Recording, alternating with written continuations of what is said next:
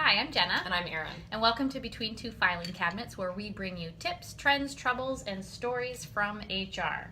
That's right. And good topic for the day. In the next couple weeks, both next week and the following week, we're going to be having our annual compliance update. Right. So I thought we'd talk a little bit about that today. So Jenna, what are the major highlights going to be? Yeah, it's been quite a busy year. We thought last year was going to be busy because there was a lot of unexpected, probably a lot of anxiety. I don't know that any of that actually went away this year. And we'll actually revisit what we predicted last year and how things turned out.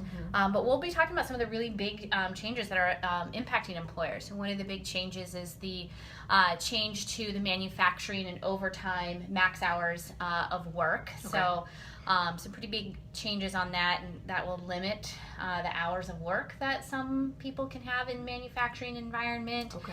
Some changes to how overtime is going to be paid. Okay. And then also a change to the definition of what manufacturing is. So there's a potential that some employees or organizations that maybe didn't meet the previous definition of a manufacturing establishment will now actually meet that definition and have to comply with these new rules. So that's a big deal. Yeah, so we'll take you through those changes. We'll also be looking at pay equity. So we've already done some sessions on pay equity, but we're about a year out now from it taking effect. Part of it already took effect this October, so we'll talk about what that change was, and then what you should be doing to prepare to comply with this new law before it takes effect in January of 2019. Okay.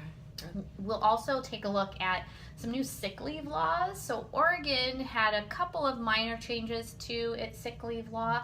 Where we really saw some big changes was actually up in Washington with them adopting a sick leave law, but also paid family leave law. So we'll go through that, which is important if you have employees that are performing work in Washington, or if you have locations in Washington. Oh, good to know. Okay. Yeah, and so we'll cover, just a few other. We'll be covering a lot more. Those are going to be probably the highlights. We'll be covering other things, such as the potential rescission of DACA. What's going on with that? Yeah. We'll talk about federal contractor issues and some of those changes that are coming up with the EO1 form and reporting. We'll also do an update on the EEOC, what's going on there, some record recoveries happening, the Department of Labor, wage and hour issues, talk about some interesting cases and how that will impact employers, some big things happening. So there's going to be a lot to cover. Sounds like a lot to in cover. a short amount of time, but at the end, what everyone will get will be a nice checklist of things that you can be doing to make sure that you are preparing for compliance. So you just have a nice kind of checkbox to go, all right, have I scheduled my sexual harassment training, for example? Right. Might be one of those. Pretty timely. Yes, very timely.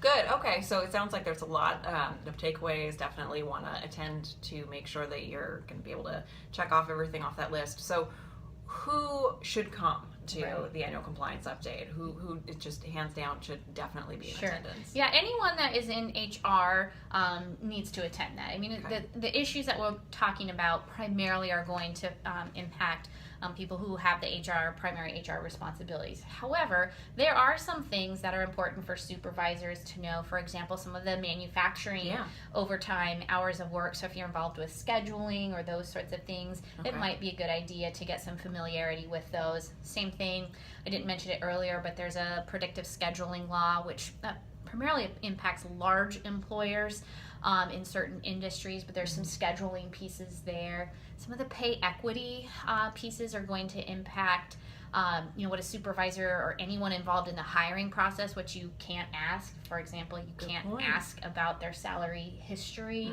in the interviews. There are definitely going to be some things that, if you're in a supervisory position, are important to know, but definitely anyone that has that primary HR responsibility. Sounds good. So what are the dates, Jenna? Where and when should we be showing up? Yeah, so next week is the first one, and that's December 6th in Portland, I believe from 8:30 to 10:30. And then December 13th, it's going to be, I think, from 9 to 11 down in the Eugene Springfield Springfield area. Right. Excellent. And so how can people register Yeah. for the annual Sure. compliance update? You can go online to cascadeemployers.com and you'll see a link right on the top there. We have just a little scroll. You can click on that. We make it easy. We do. There is a more complicated way, but Right. that's the way I would recommend. That's a good way. If you don't feel like doing that, you could also email Jocelyn Billings at jbillings@cascadeemployers.com. Send her an email. Tell her that you want to register, and she'll sign you up. Let her know which one that you want to sign up for as well. Sounds great. I guess the only thing left to do after that is just to show up. All right, sounds good. Well, we hope to see you there, and we'll have a lot to talk about. See you next time. Thanks.